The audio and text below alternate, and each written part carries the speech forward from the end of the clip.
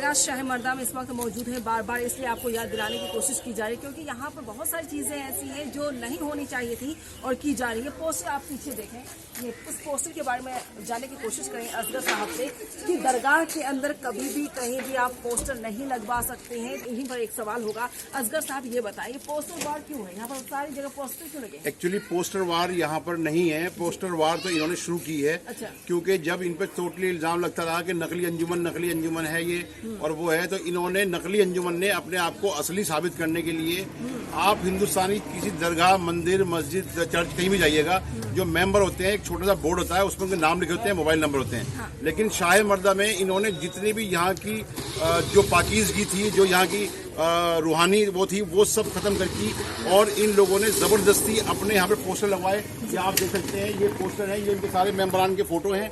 और इधर आइए, कहीं पर भी आप ये नहीं देखेंगे कि इसमें पोस्टरबाजी होती हो। और यहाँ पर इन्होंने ये हाल किया कि हम हैं और हम काबिल हैं। ये देखिए सामने आपके ये दो और बैनर लगे हुए हैं। ये कहीं हिंदुस्तान में देखा है आपने, एक मैंने आपको ये दिखाया और दो ये रहे मेंबरों के फोटो और इस तरह के यहाँ पर पहले मरजाओं के फोटो लगे थे, रोजों के फोटो लगे थे।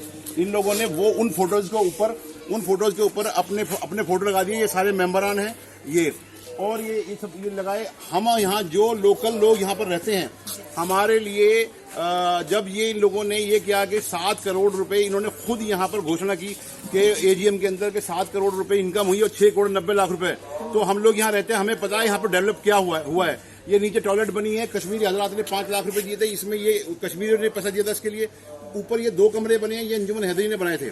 तो हमें सब पता है यहाँ पर क्या काम हुआ है, क्या नहीं किया हुआ है। 6 करोड़ 90 लाख रुपए खर्चे का मतलब ये है कि एक साल में 365 दिन होते हैं कि 1 लाख रुपीज पर डे के हिसाब से खर्चा दिखा रहे हैं। हमने इसकी मुखालफत की, तो हम जो यहाँ पर 15 से 20 फैमिलीज यहाँ पर रहती हैं शाह मर्दा के अंदर, तो इन लोगों ने हमें खुलेआम धमकी दी मौलाना कल्बे जवाद के थ्रू, और इन्होंने कि अगर तुम लोगों ने ऐसा किया तो हम तुमको सबको यहाँ निकाल के बाहर कर देंगे। और इन्होंने पूरी कौम के सामने ये प्रचार किया कि ये लोग यहाँ पर काबिज हैं, जबकि हम लोगों के पास, सबके पास रसीदें हैं। आप ही बताइए कि क्या 50 साल से 60 साल से कोई काबिज रह सकता है? पिछली कमेटियां, वक्फ बोर्ड, ये सब क्या सो रहे हैं कि हमें जबरदस्ती कब्जा यहाँ रहने देंगे बिना कब्जे के? हम सब लोग जितने भी हैं सब वक्फ बोर्ड के किराएदार हैं, सबकी पास पर्चियां हैं। लेकिन इन लोगों ने क्या ज्यादती करी हमारे साथ में कि जोर बाग में जो सर्कल रेट है, उस जोर बाग के सर्कल रेट के हिसाब से जबरदस्ती इसके ऊपर ठोका और उसके हिसाब से उन्होंने जो हमारे घर 1,000-1,500 रुपए के किराए के थे, हालांकि जो हम लोगों के मकान है इसमें सिर्फ हमें जमीन जगह अलॉट की गई थी और ये मकान सब हम लोगों ने अपने पैसे से बनाए हैं, तामीर हमने अपने पैसे कराई है। इसमें वक्फ बोर्ड ने या कमेटी ने किसी ने कोई पैसा नहीं दिया। उसके बाद इन लोगों ने क्या किया कि 3 लाख रुपए महीना, 4 लाख रुपए महीना के हिसाब से इन्होंने जबरदस्ती काउंटिंग करके किसी पे 90 लाख, किसी पे 1 करोड़, कभी किसी पे 1.25 करोड़ रुपए ऐसे करके किराया इन लोगों को, यहाँ मोहल्ले वालों के ऊपर, ताकि इस आवाज को दबाया जा सके। हम लोग यहाँ पर सब जितनी भी फैमिलियां शिया हजरात हैं, अगर यहाँ कुछ गलत होता है सबसे पहले फर्ज हमारा बनता है कि हम वो चीजें कौम के सामने लाएं, और हमने वही किया। हमने इनके घोटाले, इनकी बेईमानियां सारी कौम के सामने लाए, जिसका खमियाजा इन्होंने हमारे ऊपर ये करा कि हम लोगों को यहाँ से निकालने के लिए नकली नोटिस जारी किए गए और जो भी मजम्मत कर सकते थे। ये तहसील मोहम्मद हैं, जब ये स्टेज पे गए जाने वहां हिसाब के लिए कि आप झूठ बोल रहे हो, 7 करोड़ में से 6 करोड़ 90 लाख रुपए, तो इनके सेक्रेटरी बहादुर अब्बास नकवी ने इनके मुंह पे घूसा मारा और उनके दांत तोड़ दिया, वहां स्टेज से नीचे धक्का देकर गिरा दिया। उसके बाद जब ये 3 दिन के बाद पुलिस बुलाई और कहने लगे मुझे गोली मारने की धमकी दी, झूठे मुकदमों में यहाँ के रहने वालों को फंसाया गया। लेकिन अल्लाह का शुक्र है कि हर जुल्म की इंतहा होती है। वक्फ बोर्ड ने कमेटी बिठाई, वक्फ बोर्ड ने इंक्वायरी की। जब इंक्वायरी की तो पाया गया कि ये नकली कमेटी सरासर बेईमान है। इन लोगों ने 10 साल से ना इनकी कमेटी अंजुमन हैदरी रजिस्टर्ड हुई, ना 10 साल से कोई ऑडिट दिया वक्फ बोर्ड को, जबकि हिसाब ये होता है कि 7% हर साल इनकम का देना होता है वक्फ बोर्ड को। तो इन्होंने कुछ भी नहीं किया और इलेक्शन में ये हाल किया कि साहब जो मेंबर, ये 20 मेंबर हैं, इनमें से 20 मेंबर 14 लोगों ने 14-15 लोगों ने वोट किए और ये खुद ही कमेटी बन के बैठ गए। 10-12 साल से ये लोग इस तरह काबिज हैं यहाँ शाह मर्दा के ऊपर। अब वक्फ बोर्ड ने नई कमेटी बनाई 2019 में और अब 2022 में अब इनको कब्जा लेने के लिए कहा। अल्लाह का शुक्र है कि सब चीज सामने क्लियर आई। मैं एक बात सब लोगों से कहना चाहता हूँ, पूरी कौम में, हिंदुस्तान में कहीं भी वक्फ बोर्ड की प्रॉपर्टी के ऊपर सर्कल रेट के हिसाब से कहीं किराया है? जो फैमिलीज यहाँ 50 साल से रह रही हैं, 60 साल से रह रही हैं, क्या उनके किराए मकान के 58 लाख रुपए महीना इन लोगों ने हमें करने के लिए कहीं ना निकालो बाहर? 58 लाख रुपए महीना का किराया, 60 गज जमीन का 58,000 रुपए किराया करके हमें कहा कि या तो खामोश हो जाओ और नहीं तो 58 लाख रुपए महीना किराया दो, नहीं तो हम तुम्हें बाहर किराए नहीं। भी लिए गए, असगर साहब किराए भी लिए गए, 12 साल से इस पर कब्जा है और चारों तरफ एक बार कैमरा पैन करके आप दिखाएं, कोई डेवलपमेंट नहीं। चारों तरफ आप देखें वीरानियां हैं, कहीं पर कुछ भी काम नहीं हुआ है, लेकिन पैसे गए कहाँ हैं? करोड़ों का ये घोटाला है जी। इसके लिए हम अभी कमेटी से बात हुई है, कमेटी पूरी इंक्वायरी कराएगी। जिन लोगों ने ये गबन किए हैं, ये वो लोग हैं, ये सामने हैं, ये देखिए, ये पोस्टर देखिए, ये 20 लोग जिम्मेदार हैं। ये 20 लोग जो हैं ये जिम्मेदार हैं यहाँ बेईमानी के।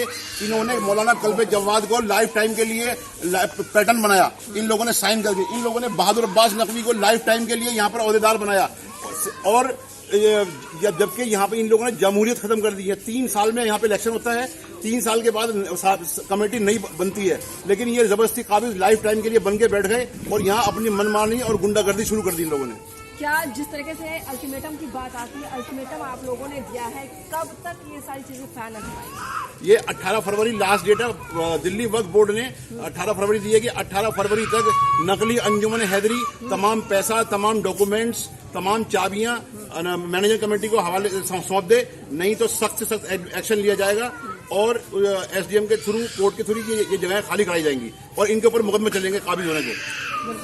लेकिन अब उधर से आवाज आती है, अगर बहादुर अब्बास की बात करते हैं, वो तो चढ़ करके बोल रहे हैं कि नहीं आप लोग जबरदस्ती कर रहे हैं।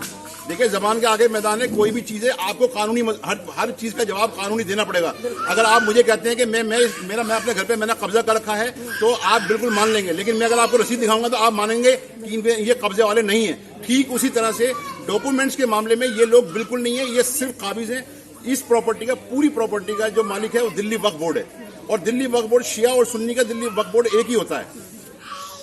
तो अंजुमन हैदरी कमेटी द्वारा क्या कुछ बनाया गया है? हालांकि कैमरा पैन करके दिखाना देखिए, चाहिए, 12 साल नया कुछ भी नहीं बना है, थोड़ी मरम्मत वगैरह हुई है जो, और इसमें मैं आपको बताना चाहूंगा कि इन्होंने नए एसी और नए ग्लास वगैरह की ये बात हुई, लेकिन ये देखिए आपके सामने है, ये सब पुराना सामान पड़ा हुआ है, पुराना सामान लगाया गया है और नए के बिल बनाए गए हैं। अच्छा। नर्सरी के अंदर जो कि ये कह रहे हैं हमने 3 लाख ईंट लगाई है रोड बनाने के लिए, वो 3 लाख ईंट जो है 6 रुपए के हिसाब से ईंट का बिल बनाया गया है और 1 रुपए की वो ईंट है पुरानी। अच्छा। तो ये सारी चीजें हैं जो अभी जब इसकी इंक्वायरी होगी, दिल्ली वक्फ बोर्ड इसकी इंक्वायरी करेगा और तो ये सब चीजें सामने आएंगी।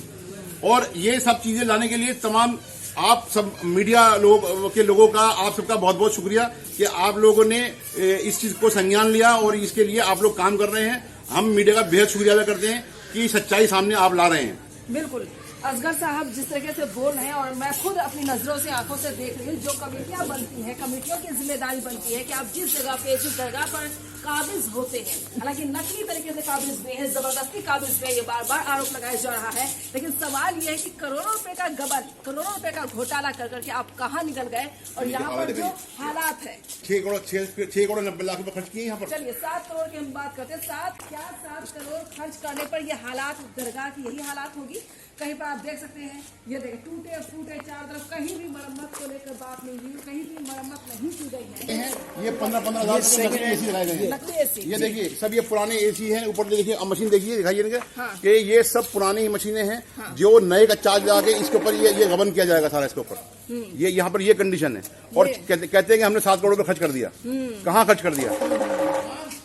तो सवाल ये कि खर्च कहाँ किया गया? 7 करोड़ रुपए 1-2 रुपए तो नहीं है, लेकिन खर्च करने के बाद कहीं पर नजर नहीं आ रहा है कि खर्च करने से क्या फायदा हुआ है, कहाँ पर कुछ नया लगा है, कहाँ पर कुछ बनाया गया है। न कहीं दीवारें बनी है और न ही जमीन की मरम्मत की है, कहीं पर कुछ नहीं हुआ है। अब तो ये पिछले 6 महीने 2019 से कंटिन्यू ये कह रहे हैं कि अमानतुल्लाह खां चोर, अमानतुल्लाह वक्फखोर, अमानतुल्लाह खा गए, अमानतुल्लाह ये कर गए। भाई आपकी कमेटी, आपका कब्जा, आप पैसे ले रहे हो तो अमानतुल्लाह कहाँ से खा गए? अमानतुल्लाह के क्या, अगर अमानतुल्लाह की जगह पे कोई भी चेयरमैन दिल्ली वक्फ बोर्ड का होता वो वही एक्शन लेता जो अमानतुल्लाह खान ने लिया है। क्योंकि जब आपकी कमेटी काबिज हुई है, सबसे बड़ी तो बदकिस्मत इसकी बात यह है, गुंडागर्दी की इन लोगों की, जो यहाँ पर शाह मर्दा में वक्फ का आइन है, आइन के ना कॉन्स्टिट्यूशन, जिसके हिसाब से ये चलती है सब कुछ कि ये इलेक्शन होना है, ये पैसा इतना यहाँ लगना है, इतना वो लगना है। इन लोगों ने वो उस कॉन्स्टिट्यूशन को माना ही नहीं और अपना अलग कॉन्स्टिट्यूशन बनाया, जिस कॉन्स्टिट्यूशन के जरिए इन लोगों ने शाह मर्दा पे कब्जा किया। तो उसमें दिल्ली वक्फ बोर्ड ने बार बार जब इनको नोटिस किया, ये लोग इन लोगों ने कोई जवाब नहीं दिया, कोई ऑडिट नहीं कराया, कोई रजिस्ट्रेशन, इवन रजिस्ट्रेशन रजिस्ट्रेशन तक नहीं कराया इन लोगों ने वक्फ बोर्ड के अंदर।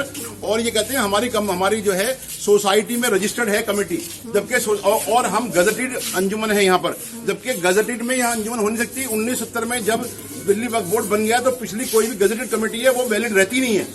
सब सारी प्रॉपर्टीज जो है दिल्ली वक्फ बोर्ड के अंदर ही आएंगी।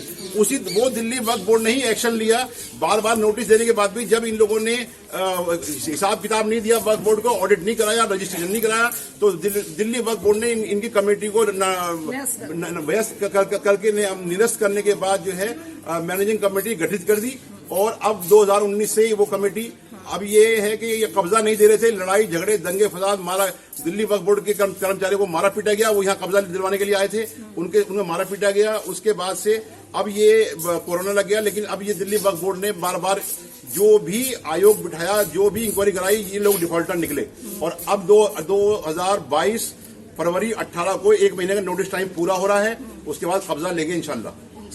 तो 18 तारीख के बाद फैसला आ जाना चाहिए। अब 18 तारीख के बाद तो कब्जा होगा, फैसला तो आ चुका, अब फैसला आ चुका है। ये लोग हाई कोर्ट गए थे, हाई कोर्ट में जो भी चीजें वो तो देंगे, सौंपेंगे आपको, वो सौंपेंगे। अगर नहीं सौंपेंगे तो फिर इन पर कानूनी कार्रवाई होगी।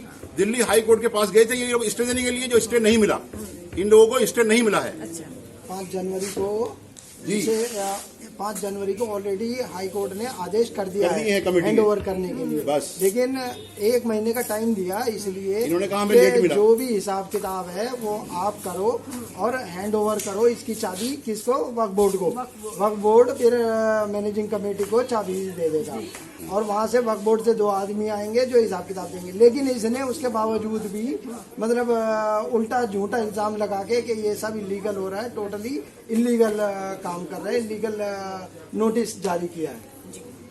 हम लोग यहाँ इंशाल्लाह, हम लोग यहाँ बिल्कुल जो भी यहाँ शाह मर्द के मुकीम है वो बिल्कुल इस बात के लिए प्रतिबद्ध हैं कि शाह मर्द की सिक्योरिटी, सेफ्टी और यहाँ की हिफाजत के लिए हम हमेशा खड़े हैं।